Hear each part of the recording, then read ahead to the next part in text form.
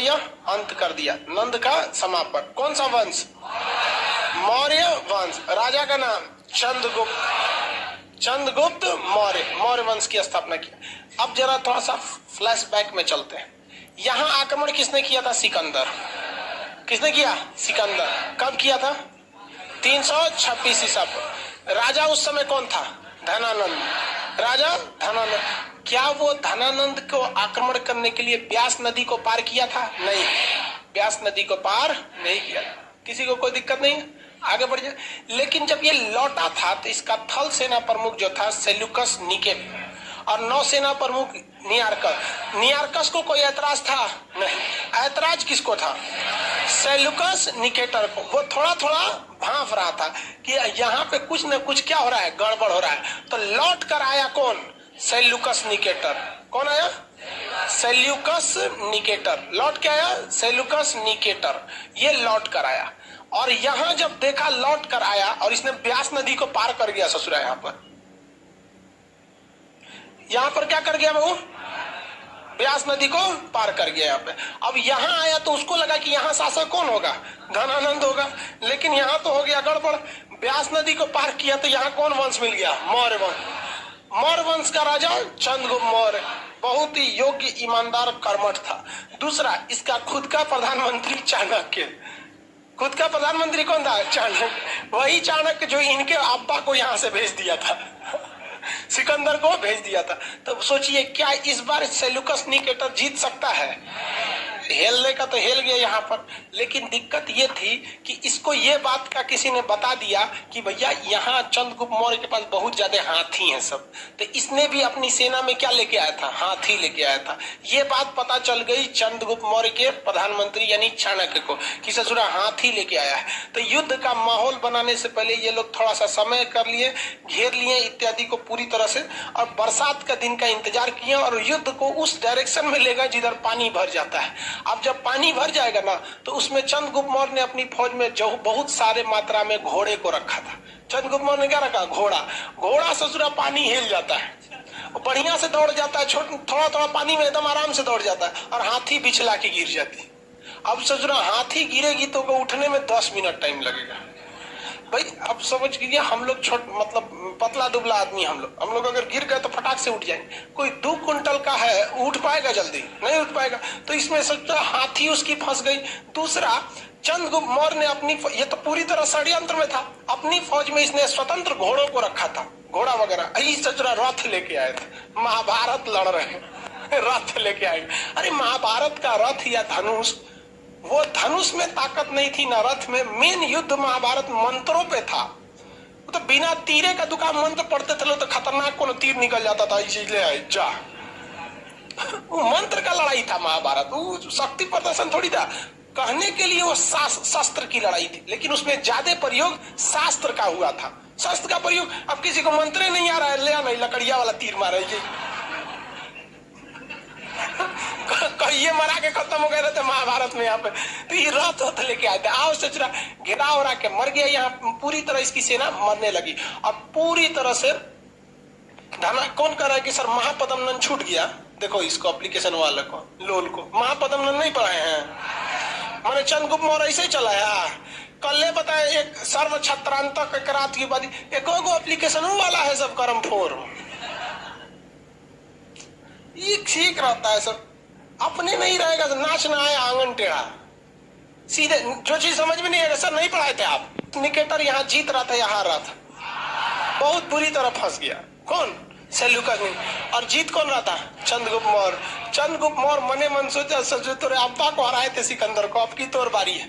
अब Seleucus Nicator फंस गया। यहाँ सेल्यूकस निकेटर की हालत ऐसी थी कि 1-2 दिन लड़ाई और चल जाती तो सेल्यूकस निकेटर युद्ध में हार जाता और मारा जाता। इसलिए इसने अपनी बेटी कार्नेलिया को आगे कर दिया। आओ बहुते सुंदर, एकदम बाल खोल के लहरा के तलवार लेके निकली है। चंद्रगुप्त मौर्य देखा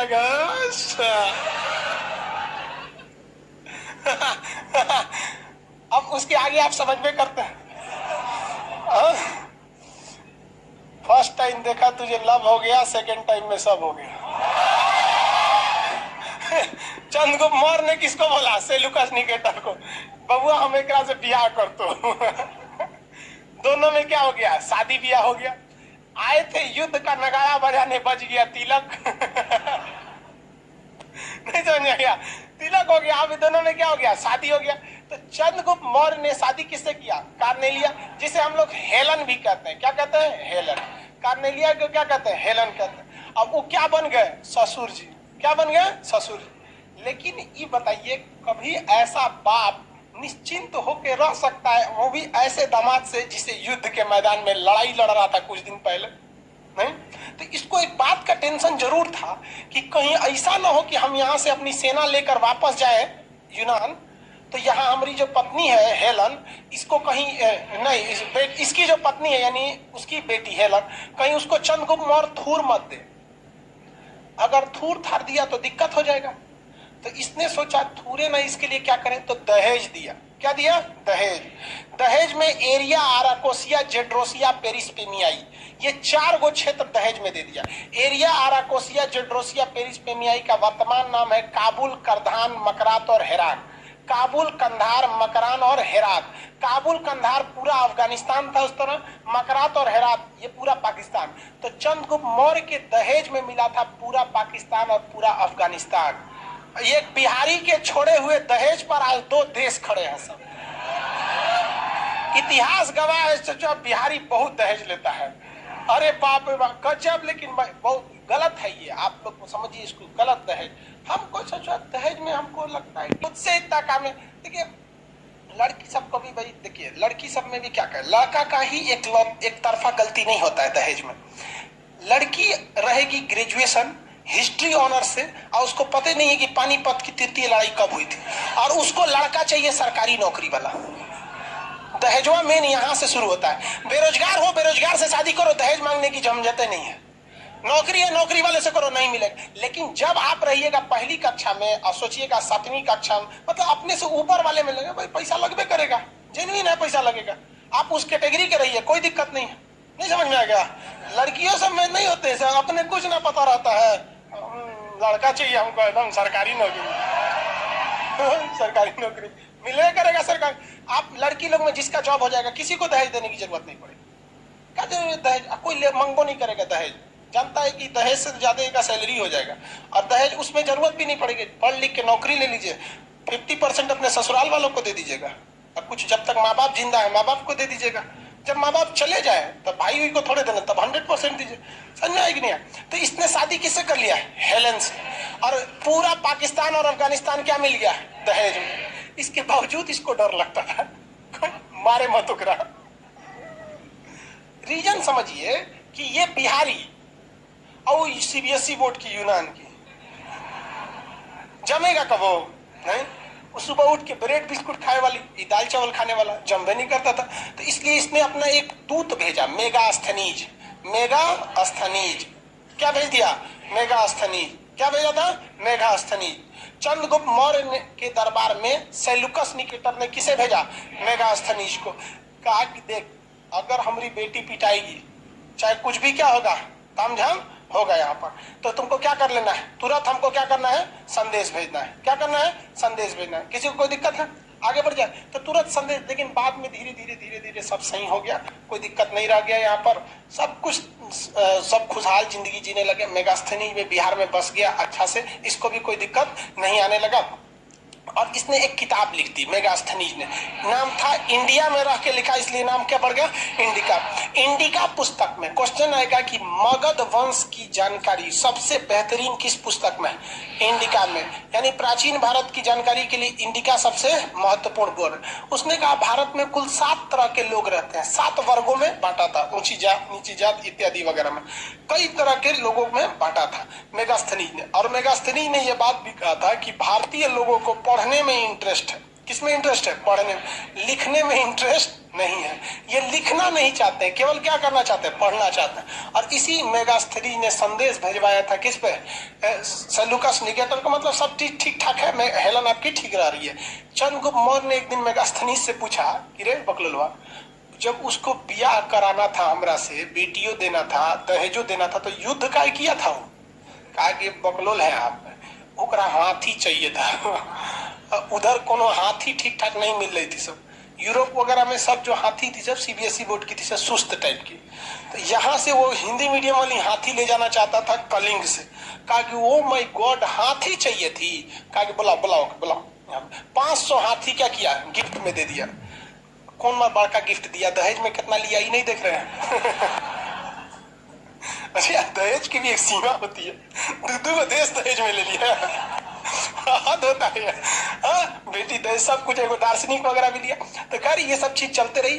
दहेज उस समय जो दहेज लिया गया था, आप बात समझिए, वो दहेज दहेज के रूप में नहीं था, वो क्षेत्रफल विस्तार का था कि हम तो लेवे करेंगे, या दहेज में दीजिए या युद्ध हार के आपकी लाश पे चढ़ के ले लेंगे। तो होशियार निकला, कहा कि एक ऐसा बिहारी सबसे नहीं ऐठना चाहिए, इन सबको दे देना चाहिए। तो ये इधर उनका चैप्टर क्लोज हो गया।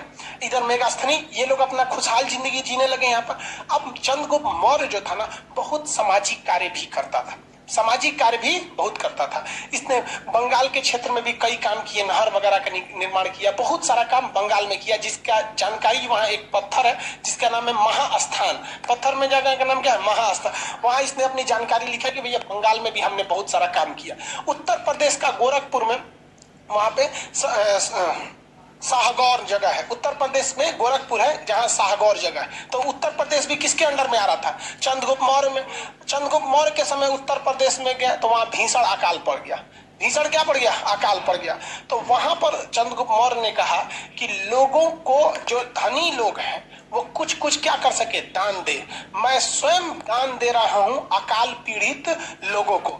आप सारे लोगों से अपील करते हैं कि ये पीएम केयर फंड में आप लोग भी पैसा दीजिए। नरेंद्र मोदी जी ने डोनेट वाला बात निकाला था ना, चंद्रगुप्त मौर्य से निकाला था कि आप सब लोग डोनेट कीजिए, हम भी डोनेट कर रहे हैं। तो चंद्रगुप्त मौर्य ने अकाल के समय लोगों की मदद करने के लिए, अकाल के समय मदद करने के लिए जो जानकारी दिया वो किस अभिलेख से मिला है, शाहगौर अभिलेख। कौन सा अभिलेख, शाहगौर। अकाल में दिए गए राहत सामग्री की जानकारी किस अभिलेख से मिला, शाहगौर। शाहगौर अभिलेख यूपी के कहां पर है, गोरखपुर। गोरखपुर का शाहगौर अभिलेख किसने बनवाया, चंद्रगुप्त मौर्य। अभिलेख का मतलब क्या होता है, पत्थर पर लिख देना। पत्थर पर क्या कर देना, लिख देना। किसी को कोई दिक्कत नहीं है यहाँ पर। चंद्रगुप्त मौर्य ने कौन से धर्म को अपनाया था, चंद्रगुप्त मौर्य ने जैन धर्म को अपनाया था। किसके नेतृत्व में, स्थूलबाहु या भद्रबाहु, भद्रबाहु के नेतृत्व में अपनाया था। किसके नेतृत्व में, भद्रबाहु। चंद्रगुप्त मौर्य का जो साम्राज्य था वो केवल पूरब या मध्य भारत में नहीं था, बल्कि इवन की गुजरात में भी था। कहां पर था, गुजरात में था। कैसे पता चलता है कि गुजरात का एक शासक था जिसका नाम था रुद्रदामन। गुजरात का एक शासक था जिसका नाम था रुद्रदामन। बहुत साल बाद जब पत्थरों की खुदाई हो रही थी तो वहां एक अभिलेख मिला, जो किसका अभिलेख था, रुद्रदामन का। और रुद्रदामन ने लिखा है कि मैं गुजरात का शासक रुद्रदामन यहाँ स्थित सुदर्शन झील का पुनर्निर्माण करवा रहा हूँ। निर्माण नहीं करवा रहा हूँ, पुनर्निर्माण करवा रहा हूँ। इस झील का निर्माण, किस झील का, सुदर्शन झील का निर्माण। इस झील का निर्माण चंद्रगुप्त मौर्य यानी मगध का शासक चंद्रगुप्त मौर्य ने सरकारी खर्च पर कहां पे कराया था, गुजरात में कराया। कहां कराया था, गुजरात। इसका मतलब ये पता चलता है कि चंद्रगुप्त मौर्य का साम्राज्य पूरब में बंगाल तक था कि नहीं था, अब पश्चिम में गुजरात तक, अब दहेज में तो एक दो ले लिया था। तो चंद्रगुप्त मौर्य का पश्चिमी विस्तार, चंद्रगुप्त मौर्य का पश्चिमी विस्तार की जानकारी किस अभिलेख से मिलती है, जूनागढ़ अभिलेख। किस अभिलेख से, जूनागढ़ अभिलेख। किस अभिलेख से, जूनागढ़ अभिलेख से। जूनागढ़ अभिलेख किसका है, जूनागढ़ अभिलेख किसका है, किसका, रुद्रदामन। तो रुद्रदामन ने क्या लिखा है कि हम बनवाए हैं झील, क्या लिखा है, पुनर्निर्माण करवा रहे हैं, जीर्णोद्वार या पुनर्निर्माण करा रहे हैं। इसका निर्माण मगध शासक चंद्रगुप्त मौर्य ने सरकारी खर्च पर कराया था। महास्थान अभिलेख कहाँ है, बंगाल में। महास्थान अभिलेख बंगाल में। तो इससे यह पता चलता है कि चंद्रगुप्त मौर्य का शासन पूरब तक था। और जूनागढ़ अभिलेख से क्या पता चलता है कि चंद्रगुप्त मौर्य का शासन पश्चिम तक था। और मेगास्थनीज की पुस्तक इंडिका जो है, इंडिका, इससे पता चलता है कि भैया एरिया अराकोसिया जेड्रोसिया ये दहेज में लिया था। अकाल के समय दी जाने वाली सामग्री की जानकारी किससे मिली, शाहगौर अभिलेख से। किस अभिलेख से, शाहगौर। कौन अभिलेख भैया, शाहगौर अभिलेख। शाहगौर अभिलेख कहाँ है, उत्तर प्रदेश के गोरख। आप बताएंगे चंद्रगुप्त मौर्य को इतना महान बनाने में सबसे ज्यादा योगदान किसका किसका था? चाणक्य। चाणक्य के पिताजी का नाम क्या था? गुणी, गुणों से भरपूर थे, क्वालिटी था, गुण नहीं बोलते, बहुत गुणवान व्यक्ति है, तो गुणी थे। गुणी पुत्र चाणक्य, गुणी पुत्र चाणक्य। उनके पिता एक लेखक था, उसका नाम था जस्टिन। जस्टिन ने अपनी किताब में लिखता है कि भारत में सेंड्रोकोटस एक बहुत महान शासक है। उसने अपनी किताब में लिखता है, देखिए ध्यान से, भारत का एक सेंड्रोकोटस शासक बहुत महान है, वो मगध का शासक है, उसके प्रधानमंत्री का नाम चाणक्य है, वो जैन धर्म को अपनाता है, वो बहुत ही योग्य शासक है। सोच रहे चंद्रगुप्त मौर्य की जगह वो क्या लिख रहा है? सेंड्रोकोटस। सेंड्रोकोटस भारत के लोग कर रहे, भारत में तो कौन सेंड्रोकोटस है ही नहीं। तो एक इतिहासकार था जो यूनान का भी इतिहास लिखता था और भारत का भी इतिहास लिखता था। यूनान के लोगों को लगता था कि भारत का सबसे योग्य शासक सेंड्रोकोटस है। क्या नाम है? सेंड्रोकोटस। जबकि भारत में सेंड्रोकोटस नाम का कोई शासक नहीं था, यहाँ कोई सेंड्रोकोटस नहीं था। तो विलियम जोन्स ने स्पष्ट किया कि जो सेंड्रोकोटस शब्द का प्रयोग किया जा रहा है वो किसके लिए किया जा रहा है? William Jones. किसके लिए? चंद्रगुप्त मौर्य के लिए। किसके लिए? चंद्रगुप्त मौर्य के लिए। आगे बढ़े तो बताइए, चंद्रगुप्त मौर्य की पहचान, चंद्रगुप्त मौर्य की पहचान सेंड्रोकोटस से मैच कराने का काम किसने किया था? William Jones. किसने किया? William Jones. चंद्रगुप्त मौर्य की पहचान सेंड्रोकोटस से किसने किया? William Jones. यूरोप में या फिर यूनान में चंद्रगुप्त मौर्य का नाम क्या है? सेंड्रोकोटस। सेंड्रोकोटस। अब कुछ क्वेश्चन पूछते हैं, बताएंगे। चंद्रगुप्त मौर्य कहाँ चला गया? कर्नाटक। और कर्नाटक के श्रवणबेलगोला में कौन सी विधि से प्राण, संलेखना विधि से अपना प्राण त्याग दिया। संलेखना विधि से अपना प्राण त्याग दिया। और यहाँ चंद्रगुप्त मौर्य की जगह शासक बना बिंदुसार। पॉइंट सार, बिंदुसार। बिंदुसार शासक बन गया। तो भैया चंद्रगुप्त मौर्य बुढ़ाइयों तो गए थे, मरियो गए, हेलन भी तो बुढ़ा गई होगी और मेगास्थनीज भी बुढ़ा गया होगा। इसके जगह कोई दूसरे व्यक्ति की जरूरत पड़ेगी कि नहीं पड़ेगी? पड़ेगी। तो यहाँ से दूसरे व्यक्ति भी आए थे। टाइम हो गया। प्रथम चंद्रगुप्त, द्वितीय चंद्रगुप्त, विक्रमादित्य, बड़ी ज्यादा नाम आएंगे सब। चंद्रगुप्त मौर्य, एक आएगा चंद्रगुप्त प्रथम, वो दूसरे खानदान का है। चंद्रगुप्त मौर्य, इनकी मृत्यु हो गई किस विधि से? इनका बेटा बिंदुसार। राज सिंहासन पे कौन बैठा? बिंदुसार। राज सिंहासन पे बैठा बिंदुसार। बिंदुसार भी एक तरह का योग्य शासक था, लेकिन इतना बड़ा योग्य नहीं था कि जिसे इतिहास में बहुत ज्यादा जगह दिया जा सके, क्योंकि इसे अपने बाप की छोड़ी हुई सिंहासन को मिला था।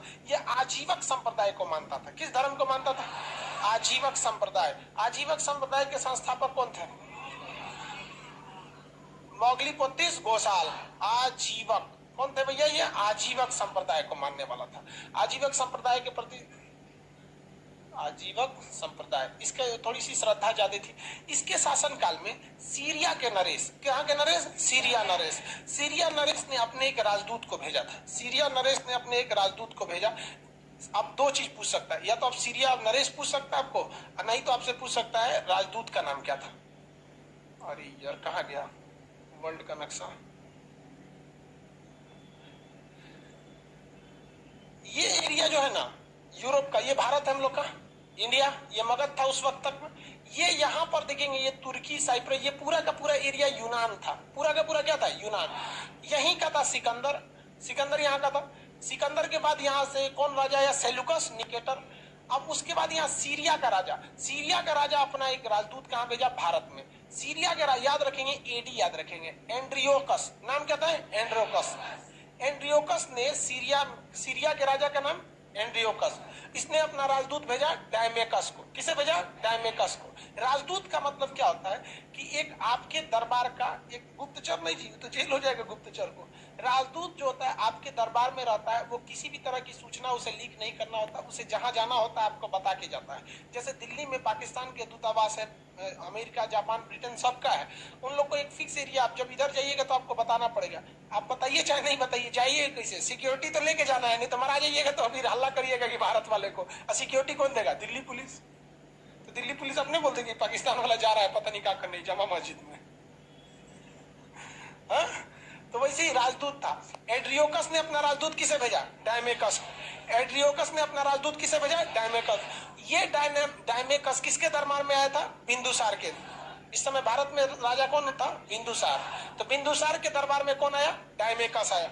ये डायमेकस, बिंदुसार से पहले कौन था राजा? चंद्रगुप्त। कौन था? चंद्रगुप्त। तो ये डायमेकस जो आया ये बिंदुसार के समय आया, जबकि चंद्रगुप्त मौर्य के समय कौन आया था? मेगास्थनीज। तो क्वेश्चन आएगा कि मेगास्थनीज का उत्तराधिकारी कौन था? डायमेकस। और चंद्रगुप्त मौर्य का उत्तराधिकारी, यानी डायमेकस ने किसका जगह ले लिया? मेगास्थनीज का जगह लिया। लेकिन ये मेगास्थनीज की तरह उतना ज्यादा विद्वान नहीं था। सीरिया नरेश जब इसको भेजे तो ये डायमेकस ने बिंदुसार को बताया कि सीरिया, पूछे कि तुम्हारा देश किस लिए प्रसिद्ध है। जैसे हम ही लोग के यहाँ कोई आ जाएगा जापान से तो आदमी पूछेगा ना कि वहाँ जापान में क्या क्या चीज फेमस है। जापानी सब तो बहुत ज्यादा आगे है सब वहाँ पर। उन लोग की टेक्नोलॉजी दुनिया, मतलब वो सबका अलग दुनिया रहता है वहां पर। जापान वालों की मेंटेलिटी हर देश की अलग होती है। आदमी जानने के लिए इच्छुक होता है ना। तो ये भी पूछा बिंदुसार ने, किससे पूछा? डायमेकस से। ये बताओ सीरिया में क्या चीज ज्यादा फेमस है? ये पूरा एरिया क्या कहलाता था उस समय? यूनान। तो सीरिया में क्या फेमस है? तो कहा देखिए वहां पर जो शराब है वो मीठी शराब बहुत फेमस है। मीठी शराब। अब शराब का टेस्ट जो पीता होगा वही बताएगा, बट देखने से तो लगता है टेस्ट अच्छा नहीं होगा, क्योंकि पीते वक्त सोच रहे आंख बंद कर लेता है। देखते हैं, सोचा तो पीता का ही है। लेकिन वहां पे उसने बोला कि भाई हमारे यहाँ मीठा शराब मिलता है। अरे शबाब में नहीं रे बकलोलवा कहेंगे, शबाब तो दूसरा चीज हो जाता है। शबाब मतलब कौन चीज होता है? युवावस्था। इसको हम लोग बोलचाल की भाषा में बोलते हैं जवानी। समझ आ गया कि नहीं है? कहाँ थे आप जो जमाने के बाद आए हैं, मेरे शबाब के जाने के बाद आए हैं।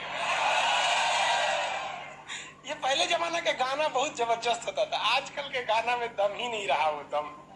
लेकिन वो वही समझ सकता था जो मतलब समझता है। आज का सुनेंगे शबाब के जाने मतलब कौन जिगर है। तो उसको भोजपुरी इसी गाना को डब किया गया कि खत लिखनी जवानी में बुढ़ौती में जवाब दे लू।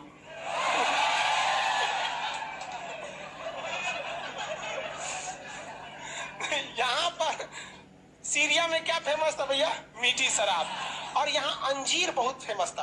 अंजीर एक ड्राई फ्रूट होता है, जैसे छुहाड़ा होता है ना, वैसे ही अंजीर होता है। इतना बड़ा सा होता है, बीच में हल्का सा सुराख होता है, बस इसी को क्या कहते हैं? अंजीर कहते हैं।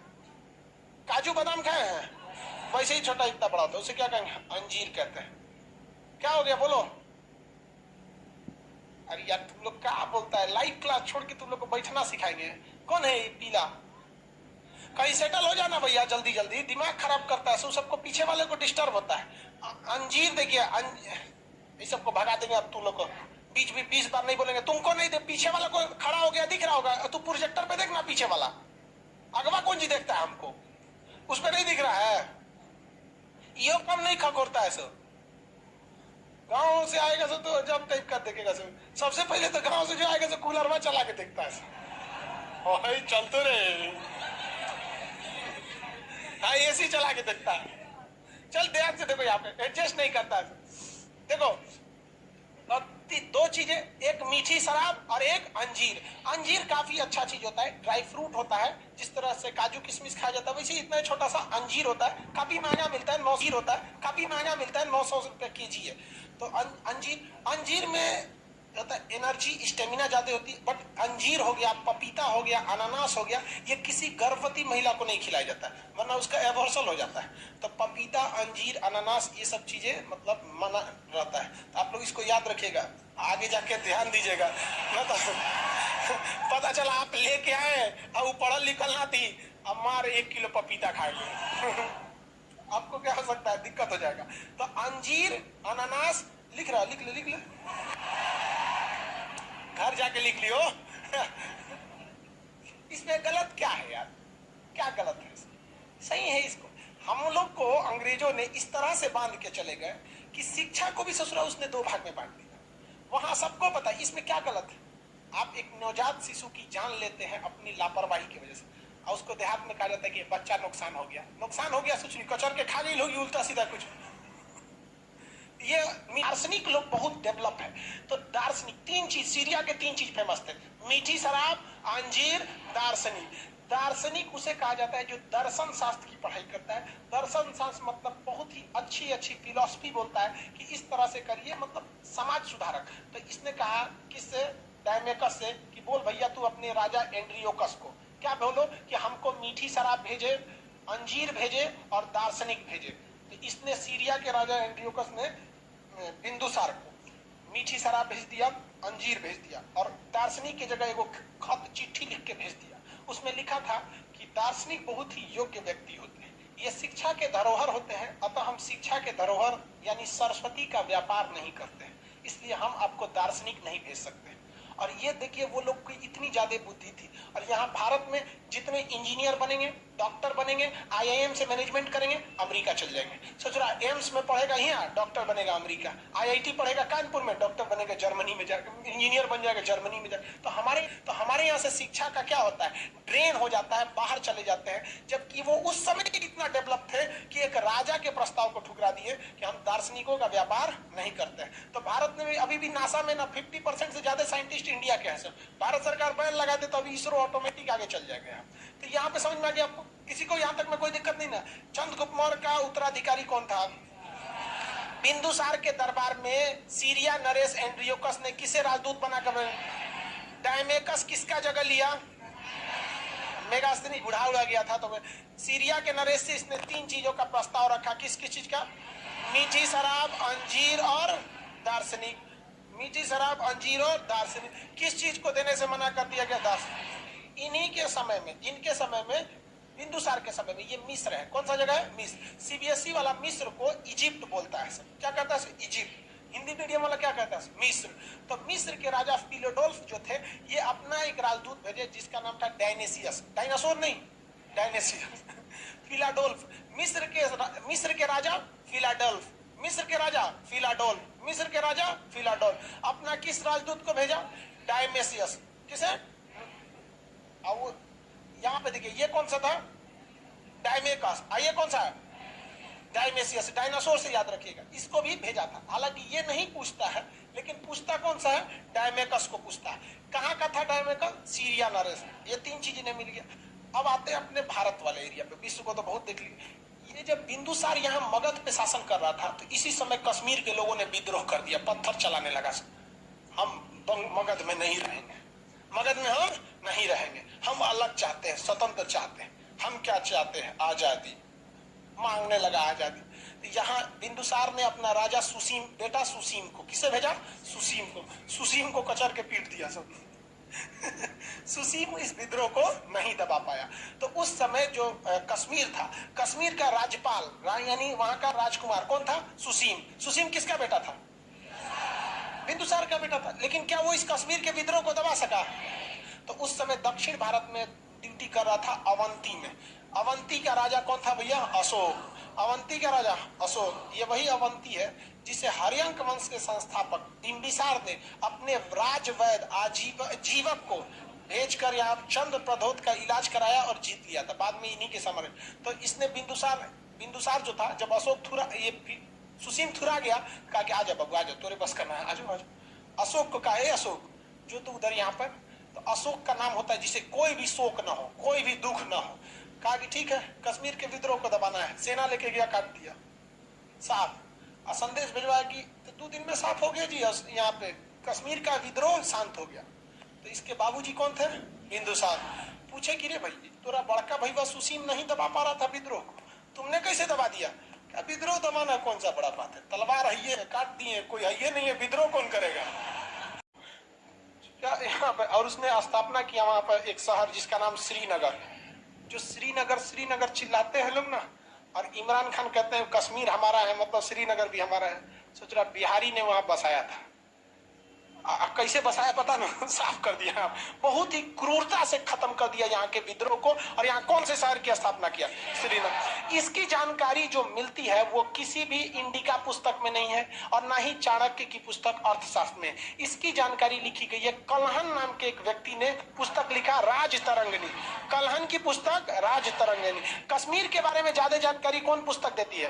राजतरंगिणी। किसने लिखा है? कल्हन। कल्हन की पुस्तक राजतरंगिणी है। और अशोक ने पूरी तरह विद्रोह को दबा दिया था। किसी को कोई दिक्कत नहीं। अशोक के पिताजी का नाम क्या था? बिंदुसार। बिंदुसार। यहाँ पे ये तो समझ में आ गया, आजीवक संप्रदाय को मांगते थे। इनके समय 2 जगह से राजदूत आए थे, एक सीरिया से और दूसरा मिस्र से। सीरिया और मिस्र से। सीरिया डायमेकस था और इसका डायनोसियस, ये डायमेकस, यहाँ से डायमेसियस, यहाँ से डायमेकस, इन्हें डायमेसियस। सीरिया नरेश से इसने 3 चीजें मांगी थी, मीठी शराब, अंजीर और दार्शनिक नहीं दिया था। इनके समय विद्रोह कहाँ हुआ था भैया?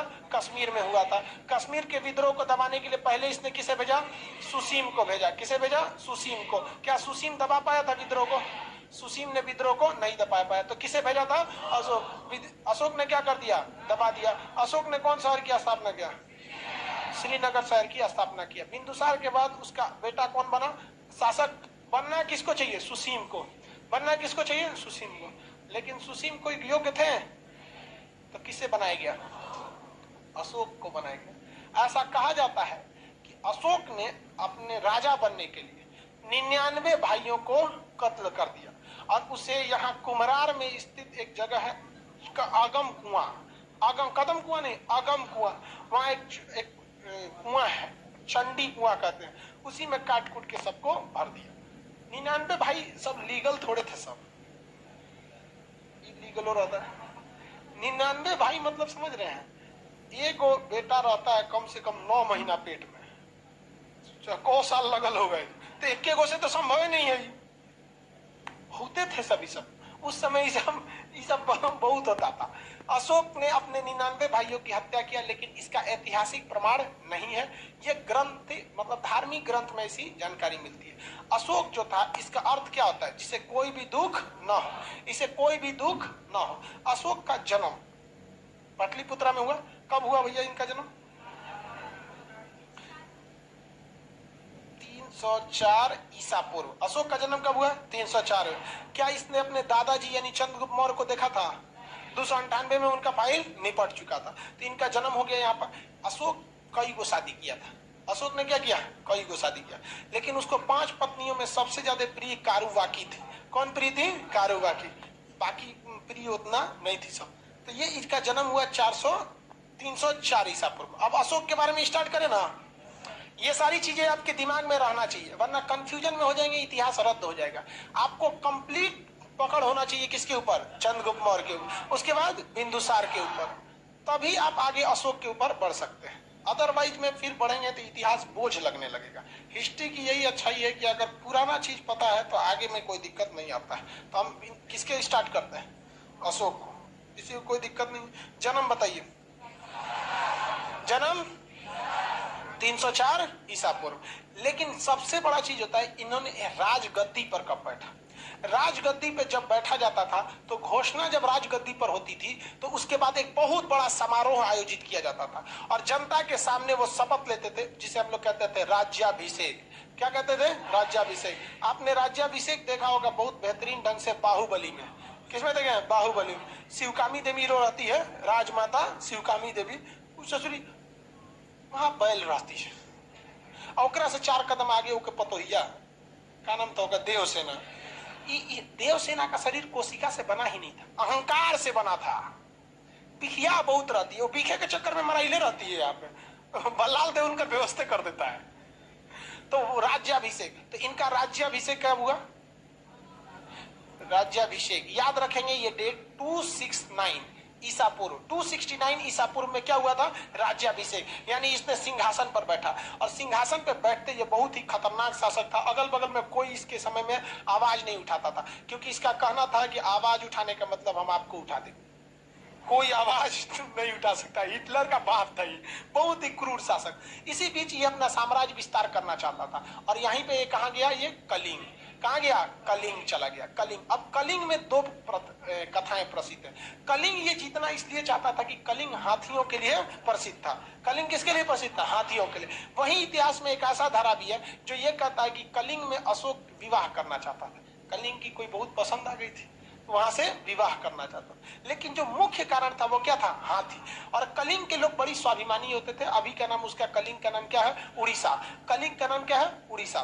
तो उड़ीसा में जो थे कलिंग में, तो इसने कलिंग पर क्या किया भैया? युद्ध के लिए कह दिया, आमंत्रित कर दिया, भैया तो हमारी अधीनता स्वीकार करो, या तो फिर तुम क्या करो? युद्ध करो। अब वहां के राजा ने क्या कर दिया? युद्ध की घोषणा कर दिया। तो राज्याभिषेक के 8वें वर्ष में, कौन से वर्ष? 8वें वर्ष। अब इसमें से 8 घटा दीजिए, 261 ईसा पूर्व। कौन सा आक्रमण कर दिया? कलिंग आक्रमण कर दिया। कौन सा आक्रमण? कलिंग आक्रमण। यहाँ के राजा नंदराज, कौन थे? नंदराज। कलिंग आक्रमण कर दिया गया और कलिंग आक्रमण इतना भीषण आक्रमण था कि कलिंग का बच्चा बच्चा को काट दिया गया। मतलब बूढ़ा बच्चा किसी को नहीं देखा गया, सबको काट दिया गया कलिंग युद्ध में। अशोक का हृदय कलिंग युद्ध में मरे लाश को देखकर नहीं हुआ था, बल्कि अशोक का हृदय वहां पर महिलाओं की लाश और बच्चों की लाश को देखकर हुआ था। जो महिलाएं घर का काम करती है, जो युद्ध कभी नहीं कर सकती हैं, अगर उसे कोई काट दे, 5 साल 6 साल के बच्चे को अगर काट दिया जाए तो किसी भी व्यक्ति का हृदय पर पिघल जाता है। लोग दुश्मन के दुश्मनी जो होती है ना, तो दुश्मन के भी बच्चे को आदमी थोड़ा सा कहता है तो बच्चा है। यहाँ पे इतना नरसंहार हुआ, इतना काट दिया गया कि अशोक का हृदय पूरी तरह से परिवर्तन, युद्ध के मैदान में ही अपना तलवार छोड़ दिया था पूरी तरह से। एकदम न लड़ने वाले हैं, क्या मिला हमको, हमारी सीमाएं थोड़ी और आगे बढ़ गई, लेकिन हम तो क्या हो गए, पूरी तरह से मानवता के नाम पर हम कलंक हो गए। कलिंग युद्ध ने अशोक का हृदय परिवर्तित कर दिया। पूरी तरह से टेंशन में रहता था। इसकी पत्नी आके मनाती थी, क्या हो गया, जीत कर भाई, सुजुरी टेंशन में यार।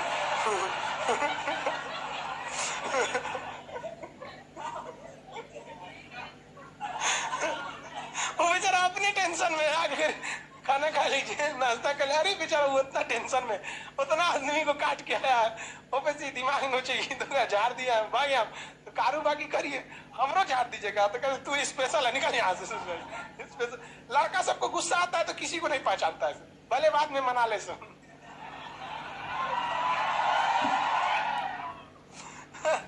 तो इसने क्या किया, पूरी तरह से, क्या लिखे हैं जी, 261 एक छूट गया है क्या, इधर लिख देंगे चलेगा।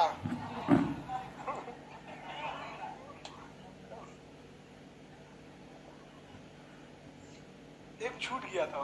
तो 261 ईसा पूर्व में क्या हो गया था भाई, कलिंग युद्ध किया। कलिंग युद्ध के बाद इनका क्या हो गया, हृदय परिवर्तित हो गया। जब भी आप कोई चीज एक्सट्रीम हो जाता है ना, एक्सट्रीम लेवल पे चल जाएंगे ना, तो फिर आपको दिमाग मतलब वहां से क्या होने लगता है, भागने लगता है। आप भी खूब ज्यादा पढ़ने लगिएगा, एक वक्त आएगा कहेंगे तो यार कितना पढ़े। हर काम से एक एक्सट्रीम लेवल आता है। इसने भी युद्ध छोड़ने की ठान लिया, तो इसको लगा कि भैया अब हम ये दूसरा धर्म अपनाने के लिए। तो इसका भतीजा था जिसका नाम था निग्रोध। भतीजा का नाम क्या था, निग्रोध। निग्रोध जो था वो बहुत शांत रहता था और उसको कोई टेंशन नहीं रहता था। तो ये निग्रोध से बड़ा प्रेरित था, भतीजा से। कहता था तुम इतना शांत कैसे रहता है, कहा कि हम बौद्ध धर्म अपनाते हैं।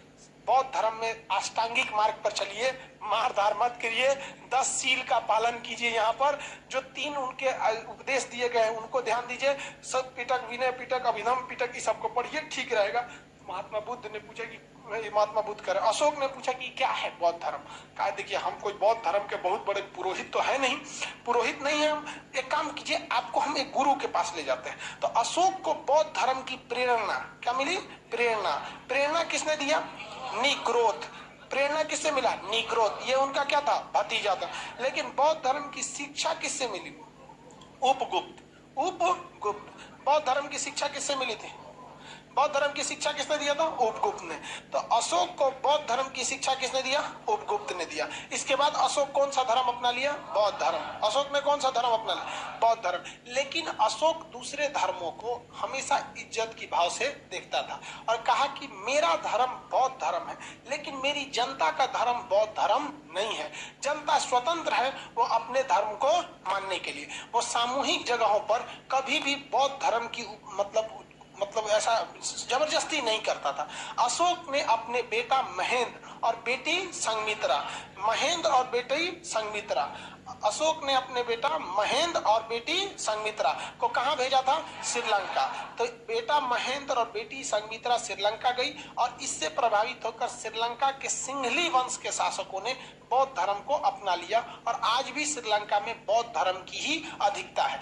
अशोक ने जितना बौद्ध धर्म को फैलाया उसने दूसरा किसी ने नहीं फैलाया था। अशोक ने बौद्ध धर्म को बहुत शालीनता से फैलाया, कोई जोर जबरदस्ती करके नहीं फैलाया था। अशोक जगह जगह पे संदेश देता था कि लोगों को अत्याचार न किया जाए और अशोक ने यह प्रण ले लिया जब बौद्ध धर्म अपनाया कि आज के बाद वो कभी भी हथियार नहीं उठाएगा। लेकिन अशोक के डर इतना ज्यादा था लोगों में जब तक अशोक जिंदा था किसी की औकात नहीं थी वो कुछ कर सके, क्योंकि उनको पता था इन हाथों ने केवल हथियार छोड़े हैं, चलाना नहीं भूला। किसी दिन अगर उठ गया तो फिर सबको साफ कर देगा यहाँ पे, क्योंकि लोगों ने इसे देखा था कश्मीर को निपटाते हुए, कलिंग का फाइल निपटाते हुए, इतना बुरा मारा जिसका कोई हद नहीं। लेकिन जब अशोक मरा था तो इसी के सिंहासन को लोगों ने उखाड़ फेंका था और इसके बाद कई वंशों की स्थापना होगी। तो अशोक ने अपने बेटा बेटी को कहाँ भेजा भैया? श्रीलंका में भेजा था, श्रीलंका में। और भारत में अशोक ने इवन भारत के अलग अलग जगहों पे अशोक ने सोचा कि बौद्ध धर्म का क्या किया जाए? प्रचार किया जाए। तो बौद्ध धर्म के प्रचार के लिए अशोक के समय कौन सी बौद्ध संगीति की स्थापना हुई? कौन बौद्ध संगीति हुई थी? तीसरी बौद्ध संगीति कहाँ हुई? पाटलिपुत्र। किसके देखरेख में? अशोक के देख। अशोक के समय में बौद्ध धर्म की तीसरी बौद्ध संगीति हुई। अशोक ने ईरान के शासक डेरियस, जो हखमनी वंश का था, ईरान का शासक का नाम क्या था?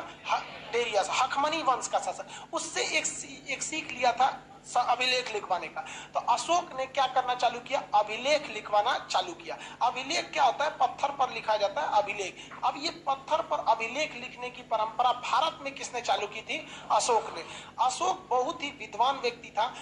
वो जब भी शिलालेख को लिखवाता था तो उसमें एक चीज की ध्यान रखता था कि भाषा का ध्यान रखना है। अब बताइए, हम ही को अगर शिलालेख लिखना है या स्तंभ लिखना, बंगाल में लिखना है, अब वहां हिंदी में लिख देंगे तो बंगाल के लोग समझेंगे? हिंदी समझ जाते हो बंगाली? हाँ, पढ़ने में दिक्कत होता है, ऐसे बोलते हैं तो समझ जाते हैं। वो होता ही है। जैसे आप लोग को भी देखिए ना, उर्दू तो समझ जाते हैं। हम बोलेंगे पानी पी दीजिए, बैठ जाइए, वो ये सब तो क्या चीज है? बैठ जाए। हिंदी बोलेंगे बिराजिए यहाँ। बहुत क्लिष्ट हो जाती है हिंदी में। तो उर्दू आप भी समझ जाते हैं, लिखने थोड़े आता होगा। तो वैसे ही मतलब अलग अशोक भी समझता था कि हमको क्या करना है, ऐसे ही भाषा का प्रयोग करना है जो लोग क्या कर सके, समझ सके। अब इसमें दो चीज होती है।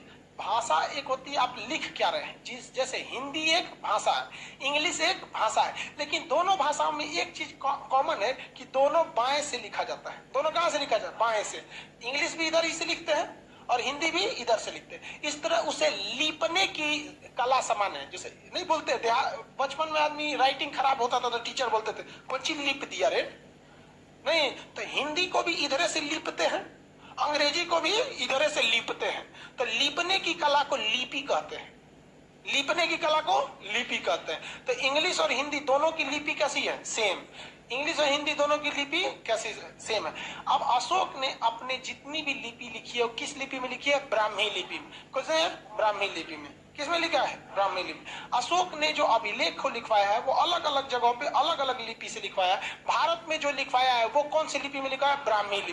भारत में ब्राह्मी लिपि, क्योंकि भारत में उस समय ब्राह्मी लिपि बहुत ज्यादा चल रहा था। लेकिन पाकिस्तान में खरोष्टी लिपि। किसमें चल रहा था? खरोष्टी। तो पाकिस्तान में कौन सी लिपि में? खरोष्टी लिपि में। अब वहीं अगर आप देखेंगे अफगानिस्तान में तो आर्माइड लिपि, अफगानिस्तान में आर्माइड लिपि। और अगर ग्रीक में चले जाएंगे तो वहां पर ग्रीक लिपि। कौन सी लिखी? ग्रीक। तो ब्राह्मी, खरोष्टी, आर्माइड और ग्रीक। भारत में बोलिए तो ब्राह्मी। भारत में कौन सी लिपि? ब्राह्मी लिपि को लिया। पाकिस्तान में खरोष्टी लिपि, अफगानिस्तान में आर्माइड लिपि और ग्रीक वगैरह में ग्रीक लिपि। अशोक का सबसे दूर अभिलेख किस देश में मिला है? ग्रीक। अभी उस जगह पर हो गया है देश जिसका नाम है तुर्की। क्या हो गया है? तुर्की। तुर्की को उस समय एशिया माइनर कहा जाता था। क्या कहा जाता है? Asia minor. तो एशिया माइनर तक इसके संदेश लिखे गए हैं और बौद्ध धर्म के प्रचार के लिए इसने क्या लिखा है? संदेश लिखा है। लेकिन ऐसा नहीं है कि इसने केवल बौद्ध धर्म का प्रचार किया। इसने आदेश दिया था कि जो मेरे मतलब राजदूत हैं या जो मेरे कर्मचारी हैं वो ब्राह्मणों को न सताएं, ब्राह्मणों को न सताएं। जो ये बात बताता है कि अशोक धार्मिक रूप से सहिष्णु था। सहिष्णु का मतलब होता है सब में आस्था रखना, मतलब सबकी इज्जत करना। और एक होता है असहिष्णु। असहिष्णु मतलब हमरे सही है, बाकी मर जा ससुरा, कचर के रख देंगे बाकी लोगों को यहाँ पर। तो भारत में अशोक के समय से ही धार्मिक रूप से क्या था? अशोक सहिष्णु था, यानी उस सारे धर्मों को बराबर लेकर चलता था। ग्रीक आर्माइड टोटल कितने जगह पे इसकी लिपियां मिली? भारत में बोलिए ब्राह्मी लिपि। भारत में अभिलेख समझ में आ गया कि नहीं आ गया? पत्थरों पे लिख देना क्या कहलाता है? अभिलेख। छोटे से पत्थर पे लिखे है शिलालेख, पिलर पे लिखे है तो स्तंभ, दीवार पे लिख दिए भित्ति लेख, गुफा में लिख दिए गुफा लेख। इंग्लिश में क्या कहते हैं? एडिक्ट। क्या कहते हैं, एडिक्ट। रॉक एडिक्ट, पत्थर पे लिखे तो रॉक एडिक्ट, पिलर पे लिखे तो पिलर एडिक्ट, दीवार पे तो रॉक एडिक्ट, गुफा में है तो केव एडिक्ट। गुफा क्या कहते हैं, केव कहते हैं, एडिक्ट कहते हैं। अशोक ने अपने संदेश बहुत जगह भेजता था। इसने कई अधिकारियों को भी नियुक्त किया था, संदेश वाहक को नियुक्त किया था, जिसमें राजुक बहुत ही प्रसिद्ध थे। यहाँ पर अशोक ने बौद्ध धर्म के धम्म नीति को आगे बढ़ाया। बौद्ध धर्म के किस नीति को, धम्म नीति। धम्म का मतलब होता है धर्म की नीति पर चलना, धर्म की नीति पर क्या करना है, चलना है। तो इसको आगे बढ़ाने के लिए अशोक ने बहुत किया था। धम्म का मतलब या धर्म का मतलब क्या हमारे धर्म से होता है, हम लोग गलत समझ में करते हैं। धर्म का अर्थ होता है इंसानियत, धर्म का अर्थ होता है इंसानियत, जिसके अंदर हिंदू धर्म, मुस्लिम धर्म, ये तो धर्म ही नहीं है। लोग बोलते हैं ना धर्म संकट में फंस गए, मतलब इंसानियत। तो उसने ऐसे लोगों को संदेश दिया और इसकी जांच के लिए कि लोग इंसानियत के रास्ते पे चल रहे हैं या नहीं चल रहे हैं, अर्थात धम्म के हिसाब से चल रहे हैं कि नहीं चल रहे हैं। इसके लिए उसने एक मंत्री नियुक्त किया। मंत्री को अमात्य बोलते हैं, क्या कहते हैं, अमात्य। तो उसने एक मंत्री नियुक्त किया, धम्म महामात्र। कौन सी अधिकारी, धम्म महामात्र। तो अशोक ने लोगों के धार्मिक जीवन को ठीक ठाक से, इंसानियत ठीक रखने के लिए कौन सी अधिकारी को नियुक्त किया, धम्म महामात्र। कौन सी अधिकारी, धम्म महामात्र। कौन सा, धम्म महा। स्त्रियों के प्रति भी अशोक की काफी ज्यादा सहानुभूति थी। स्त्रियों की बहुत ज्यादा हत्या भी हो गई थी यहाँ पर, और बाकी इनकी 4-5 गो पत्नी थी ही सब वहां पर। तो स्त्रियों की देखरेख के लिए, उनकी स्थिति को जांच करने के लिए, जिस तरह आज के समय में महिला आयोग है, उस समय स्त्री महामात्र की स्थापना किया था अशोक ने। अशोक ने अपने ज्यादातर मतलब इसको संदेश को किसके माध्यम से फैला था, शिलालेख के माध्यम से फैला दिया था। अशोक ने कई अन्य भी काम किए थे, तीर्थ यात्रा कर इत्यादि को भी हटाया था अशोक। हालांकि अशोक ने कभी भी बौद्ध धर्म को किसी भी तरह का राजकीय धर्म घोषित नहीं किया। समझ में आ रहा है कि नहीं आ रहा, अशोक, किसी को कंफ्यूजन नहीं ना है, क्वेश्चन पूछा जाए।